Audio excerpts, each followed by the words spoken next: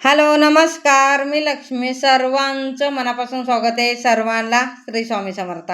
आज एकादशी आहे, तर एकादशी निमित्तानं बाळकृष्णावर अभिषेक करणार आहे. तर आज देवपूजा पण करणार आहे. तर मी पहिला ना खालचं पाट वगैरे सगळं व्यवस्थित पुसलं, पाटा वगैरे सगळं पुसलं. त्याच्यानंतर छानपैकी रांगोळी काढली स्वस्तिक, हळद कुंकू अक्षता वाहिलं. त्याच्यानंतर लाल वस्त्र त्या पाटावर टाकलं आणि सगळ्यात पहिले ना देवपूजा करायच्या अगोदर दिवा लावायचा. तर मी प्रत्येक वेळी सांगते की देवपूजा करायच्या अगोदर पहिला दिवा लावायचं, मग देवपूजा करायचं. छानपैकी असे महाराजांचा फोटो पुसून घेतलं, अंबाबाईचा फोटो पुसून घेतलं आणि नंतर माता लक्ष्मी आणि भगवान विष्णूचं फोटो पुसून घेतलं. तर आज बाळकृष्णावर अभिषेक करायचे आणि माझी मूर्ती कशी झाली आहे बघा. कारण की माझ्याकडे जी मूर्ती साफ करायची लिक्विड आहे ना ते संपलं आहे, त्याच्यासाठी हे बघा कसं झालं आहे. तर आता केंद्रात जेव्हा मी जाईल तेव्हा 2 बॉटल घेऊन, कारण की मी आठवड्यातून एकदा तर त्या लिक्विडनी म्हणजे सगळे देव आहे ना साफ करते आणि स्वच्छ निघतात ते, एकदम क्लीन नवीन सारखं निघतात ते. तर तुम्हाला एकदा शेअर केलं आहे, तर अजून एकदा मी परत शेअर करणार आहे मी केंद्रातून आणल्यावर. तर इथं बघा अभिषेक करून घेते. 16 वेळा पुरुष सुक्त म्हणायचं शक्य झाले तर 16 वेळा पुरुष सुक्त म्हणून अभिषेक करायचं. नाही झालं तर मग 1 वेळा पुरुष सुक्त म्हणून, ते पण शक्य नाही झालं तर 1 माळ ओम नमो भगवते वासुदेवाय नमः या मंत्रांचा जप करून अभिषेक केला तरी चालते. अभिषेक छानपैकी अभिषेक झालं.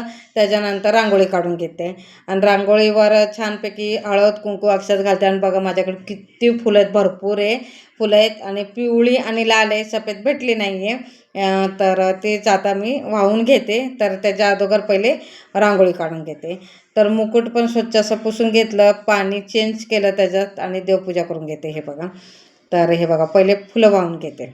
आजची देवपूजा तुम्हाला कशी वाटली मला नक्की कमेंटमध्ये सांगा. आणि माझे व्हिडिओ तुम्हाला आवडत असेल ते पण मला नक्की कमेंटमध्ये सांगा. आणि भरपूर असे फुलं देवाला भेटले तर मन प्रसन्न आनंद होतो. देवपूजा करून झाल्यानंतर भरपूर फुलं वाहिले तर एकदम पूर्ण वातावरणच चेंज होऊन जातं, एकदम सुंदर आणि छान वाटतं आहे. तर मला तर असं खूप, आणि बघा तुम्ही पण देवपूजा करून झालं की मन प्रसन्न पण होते आणि भरपूर फुलं असे भेटले ना देवाला, पूर्ण वातावरण पूर्ण चेंजच होऊन जाते. माझ्या घरातलं तर पूर्ण वातावरण चेंज होते. एखाद्या दिवशी नाही देवपूजा करून झाले तर वातावरणाचं नाराज झाल्यासारखं होते. तर आपले 5 दिवस तर आपण करतच नाही, तेव्हा बघा कसं वाटते. आणि 5 दिवसानंतर परत देवाला देवपूजा करायला चालू करा बघा, तेव्हाचा दिवस कसं वाटते मला नक्की ते पण सांगा तुम्ही कमेंटमध्ये. कारण की मी स्वतः अनुभवले म्हणून म्हणते. 5 दिवस सोडले ना बाकीचे दिवस असे एकदम प्रसन्न आणि छान जाते. आणि तुपाचा दिवा तर मी रेग्युलर लावते सकाळ संध्याकाळी. ते एका साईडला उजव्या साईडला म्हणजे देवाच्या डाव्या साईडला आणि आपल्या उजव्या साईडला तेलाचा दिवा, आणि देवाच्या उजव्या साईडला आणि आपल्या डाव्या साईडला आपलं तुपाचा दिवा लावते. तर कसं वाटते नक्की कमेंटमध्ये सांगा. आजची देवपूजा पूर्ण झाली. इथं बघा 8-15 दिवसाची साई साठली आणि आता मी तूप काढून घेते. हे बघा मिक्सरमध्येच फिरून घेते थोडं थोडं टाकून, कारण की मिक्सरचं भांडं जरा छोटं आहे आणि जास्त पाणी टाकलं की बाहेर निघते.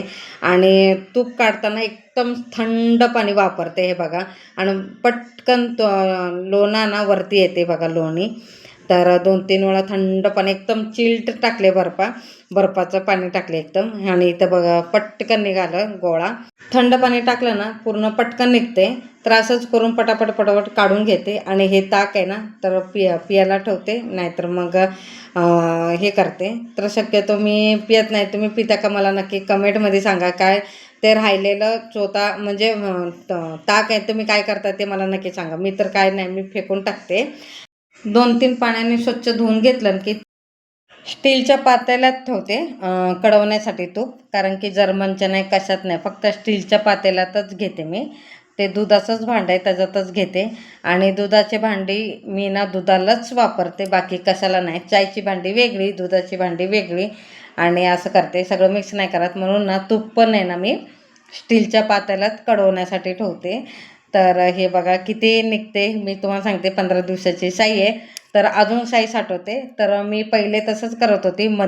मध्यंतरी तर मला दूधवाला भेटला, पण व्यवस्थित नव्हतं भेटलेलं. त्याचं दूध व्यवस्थित नव्हतं, एकदम पातळ. तर साई निघत नव्हती, काय नव्हती. तर आता हे दूधवाला व्यवस्थित भेटलं आहे, तर व्यवस्थित साई निघते. आणि इथं बघा तूप कडून झालं आणि थंड झाल्यानंतर ग्लासच्या बॉटलमध्ये भरून घेते. तर कसं वाटलं मला नक्की कमेंटमध्ये सांगा. आवडलं असेल तर लाईक, शेअर, सबस्क्राईब करा. अर्धा पावशेर एवढं तर तूप निघालं आहे माझं. आणि छानपैकी कडून घेतलं तर अजिबात बुरशी पकडणार नाही, काय नाही. तूप कडवताना त्याच्यात तुळशीची पानं टाकायचे, पण मला भेटले नाही.